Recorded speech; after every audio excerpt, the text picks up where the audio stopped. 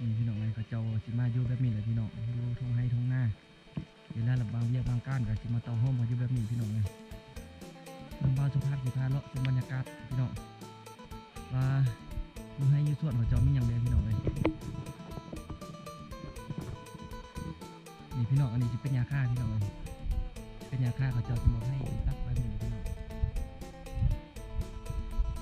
เขาเจ้าจะมาเกี่ยวแล้วก็จะมามัดไว้แบบนี้พี่น้องในจังมัดแล้วเขาเจ้าจะมีเฮ็ดเป็นไผ่แบบนี้มาสร้างแบบนี้พี่น้องสร้างแบบนี้เขาเจ้าจะเอาใส่ใบมุ้งราคานะพี่น้องมุ้งราคาที่ให้ถึงส่วนจากนั้นเดี๋ยวบอสสุภาพสิพาไปพี่น้องเบิ้งเกี่ยวกับผมพี่น้องเขาเจ้างงงาพี่น้องเลยโอ้ยน้องป้าครับพี่น้องน้องป้าขนาดน้อย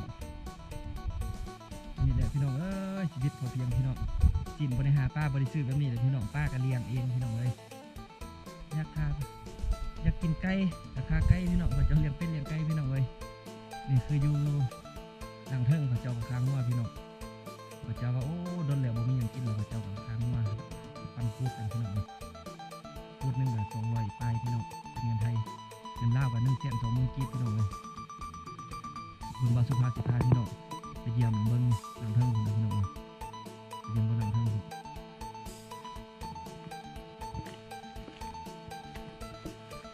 ก็ขอโทษขออภัยพี่น้องหลายๆพี่น้องที่ว่าเบาสุภาพติดภารกิจบ่ได้ลงคลิปด้นพี่น้องเลยถึงวันใดก็อย่าลืมพี่น้องอย่าลืมเบาสุภาพพี่น้องสนับสนุนลงคลิปเบาสุภาพได้พี่น้องเลยเกี่ยวกับวิถีชีวิตของชาวดอยเกี่ยวกับการดำรงชีวิตพี่น้องเขาเจ้าจะอยู่เป็นกลุ่มแบบนี้นะพี่น้องเมื่อเวลาเจ็บใครได้ป่วยเขาเจ้าก็จะได้เลี้ยงหากันพี่น้อง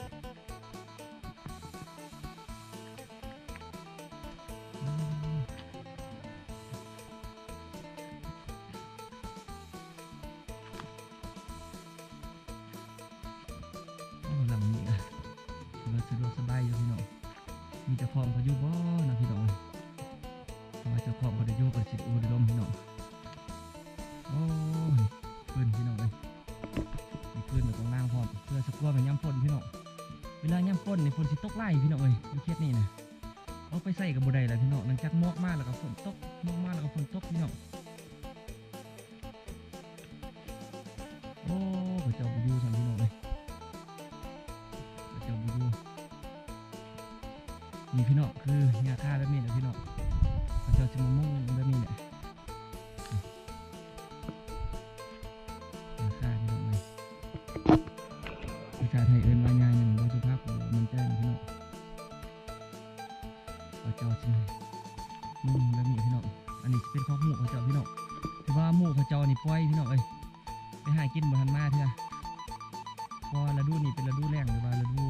ปล่อยสัตว์นะพี่น้องหมูเขาเจ้าสิปล่อยกินแบบอิสระเลยพี่น้องเลย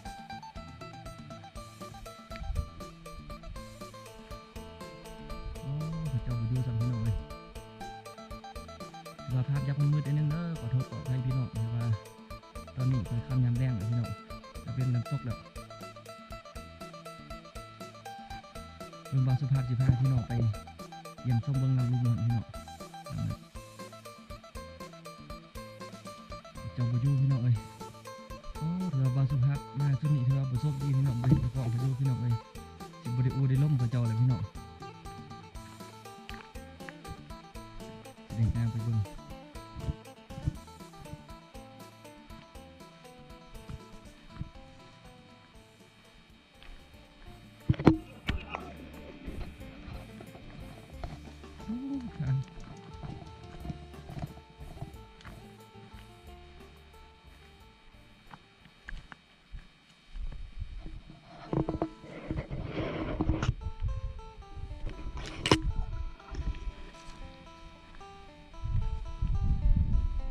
บรรยากาศดีลมพัดว้อยพี่น้องอากาศเย็นดีพี่น้องเอ้ย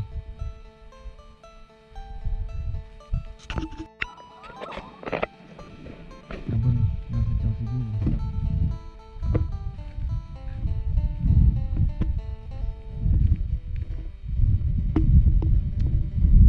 มีไผอยู่บ่เนาะพี่น้องเอ้ย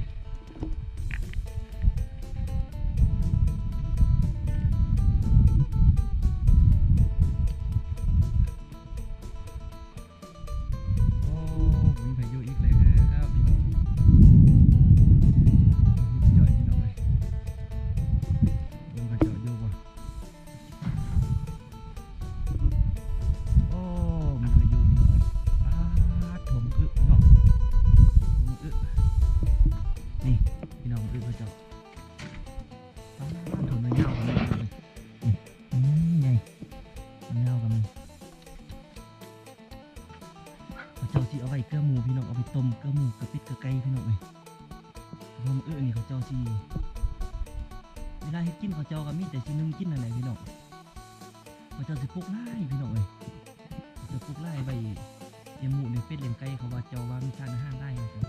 เลี้ยงหมูเลี้ยงเป็ดเลี้ยงไก่นี่มันสิตุ้ยพี่น้องมันสิดีกว่าหัวอาหารอีกเลยพี่น้องเลยพอสุภาพอะเอามาเอาสาลีเกลือกันพี่น้องเป็ดเกลือไก่พี่น้องเลยโอ้ถือว่าเขาเจ้าเขาอยู่พี่น้องเลยเดี๋ยวร่มเขาเจ้าจับใส่กระแจเลยพี่น้องถือว่าโอกาสหน้าพี่น้องเลยสิพามาอีกเท่านึงพามาเบิ้งว่าเขาเจ้าสิยืนอะไรกินอะไรมาอมร่มเขาพี่น้องตามสไตล์ของเบาสุภาพเห็นให้กระสิโอ้ร่มไปเห็นไหนพี่น้องเลยโอ้ถือว่าคลิปนี้นี่ร่มแต่กองพี่น้องเลยร่มเขาเจ้าอันนี้ที่เป็นเหล่าเขาเจ้าพี่น้องที่เป็นเหล่าเขาเป็นเหล่าเขาเจ้าโอ้พี่น้องเอ้ยอันนี้ก็เหล่าข้าวพี่น้องนี่เขาเจ้าสิมักไปแบบนี้แหละพี่น้องเขาเจ้าสิมักไปแบบนี้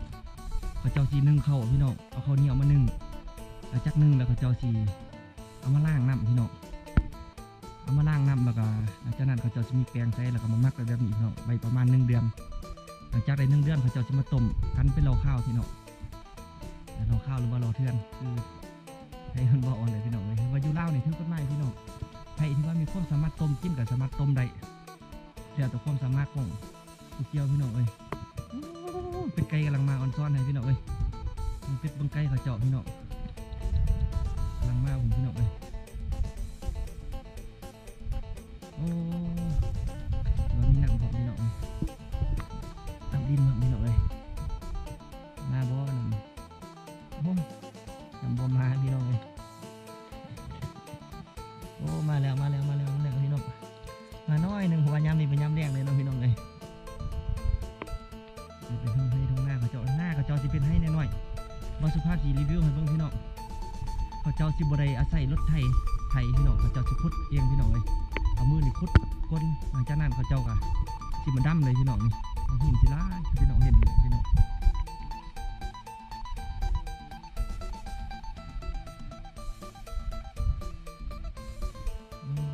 ส่วนพัก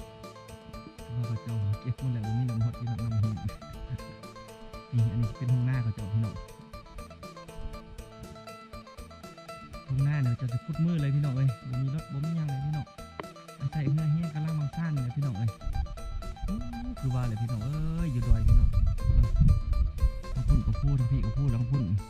สันพูพุ่นไปสิติดกับชายแดนไทยเลยพี่น้องพุ่นเป็นดินไทยหมดเลยได้พี่น้องเลยจังหวัดน่านอำเภอเฉลิมพระเกียรติพี่น้องไปทางนั้นเนี่ยจะเป็นหมู่บ้านใกล้เคียงในสุดเป็นหมู่บ้านน้ำดีพี่น้องทางนั้นอาจจะเป็นบ้านบุกหญ้าเนาะเบิ่งให้หน้าเขาเจ้าพี่น้องเบิ่งฮอดฤดูกันเฮ็ดหน้าเราเบาสุภาพสีผ้าพี่น้องมารีวิวให้พี่น้องเบิ่งอีกทีนึงพี่น้องเลยว่าเขาเจ้าเฮ็ดแนวใดดำแนวใดพี่น้องเป็นฮอดฤดูกันเกี่ยวหมดเลยเบาสุภาพสิได้มาเรื่อยๆพี่น้องเพื่ออัปเดตให้พี่น้องได้เบิ่งเนาะนี่เขาเจ้ากำลังลูกเบี้ยลูกส่วนมาพี่น้องแบบนี้เขาเจ้ากระดูมันผสมปวนเลยพี่น้องเลยกล้วยเขาเจ้ากระบุสิบุไทยบุไดพี่น้องว่าเป็นมังหินเขาเจ้าใส่จอบใส่จกใส่ส่วนเนาะเป็นพันเด้โอ้คือว่าบ่อนั่นกันเสียนา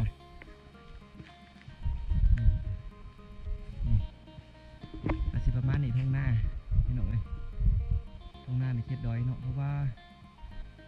สภาพหรือสถานที่กับเอื้ออำนวยได้พี่น้องในการเฮ็ดนาเนาะต้นไม้นี่หมู่บ้านนี่เฮ็ดให้เป็นอาชีพต้นโตพี่น้องเลี้ยงสัตว์เป็นสำรองเนาะที่บ้านหลังนี้มีผู้อยู่มีบ้านสุภาพสิพาไปอุไปล่มเขาเจ้าเบิ่งพี่น้อง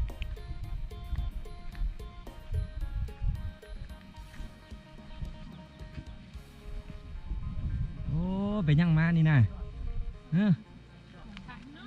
ไปข้างนอกได้บ่ได้โอ้เขาจะไปสอนมาบ่ได้สั่งนะพี่น้องไอ้กองเอาเถอะเอาว่า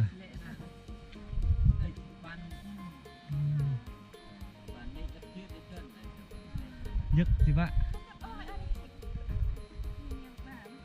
มีเราเข้าพี่น้อง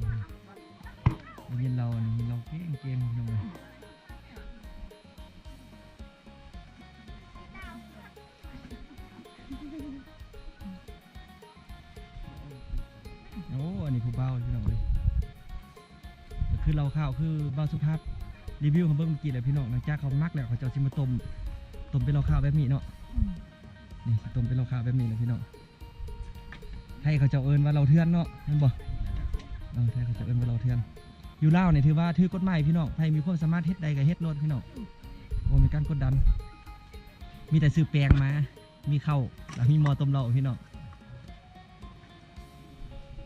เบิ่งถือว่ามีโอกาสเบาสุภาพสิรีวิวการต้มเหล้าให้พี่น้องเบิ่งพี่น้องเลยวิธีการต้มเหล้าข้าวสิบอกสูตรละเอียดพร้อมพี่น้องว่าเพื่อพี่น้องประหยัดงบประมาณพี่น้องเฉพาะที่ว่าผู้ที่ว่ามักกินเหล้าข้าวพี่น้องเลยโอ้ยมีเท่าปีงยังนี่นะเฮ้อปีงชีวะนี่นะปีงงัวโอ้เบิ่งพี่น้องงัวกับปีงน้อยหน่อยอิ่มบ่ซ้ำนี่นะเฮ้ออิ่มอยู่พี่น้องเลยโอ้บ่เบิ่งหัวงัวพี่น้องเขาจะมั่งแล้วหัวงัวน่ะจะมั่งหัวงัวแล้วพี่น้องเลยเด็ดใหญ่บันรอยไอ้คักอันนี้พี่น้องเลยโอ้นี่เลยพี่น้องจีนบริหารป้าบริสุทธิ์พี่น้องหางัวเรียบร้อยพี่น้องเลยเบี้ยงปั้นกันนี่จะเบี้ยงปั้นกันแบบนี้แหละอย่าขาไก่กันอยากกินไก่กับเบิ้งนี่พี่น้องเอ้ยนี่อยากกินไก่ขาไก่กินเนาะบี้แล้วมันบอกว่าจะเป็นค่าไฟกับบริเซียพี่น้องค่าน้ำกับบริเซียคือพี่น้องเห็นนี่แหละค่าน้ำพี่น้องเลยนี่น้ำก็ไหลต้งมาแบบนี้พี่น้องอันนี้น้ำลินจากธรรมชาติพี่น้องเอ้ยบ่อน้ำพุพี่น้องเย็นสบายซื่นใจ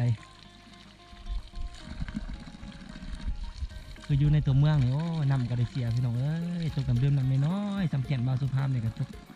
4-5,000 กีบแบบพี่น้องนี่ตรงหน้าเขาเจ้าพี่น้องประมาณ2 เมตรคูณ2 เมตรนี่แหละพี่น้อง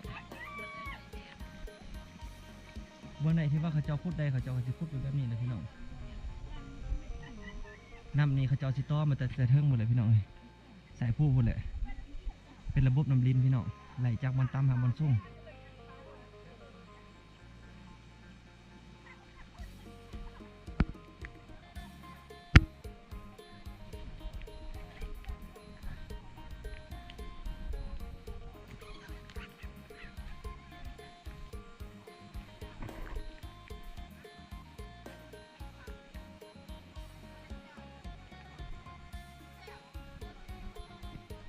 พี่น้องสังเกตเห็นบ่ผู้สูงคุณพี่น้องเขาเจ้าสิเฮ็ดให้พี่น้องเลยก็จะเป็นผู้หัวโล้นมาเลยพี่น้องเขาเจ้าสิเฮ็ดให้บางคนก็ว่าโอ้ตัดไม้ทำลายป่าพี่น้องเอาว่ามันก็จำเป็นนะพี่น้องเลยถ้าบ่มีการสูญเสียก็สิบ่มี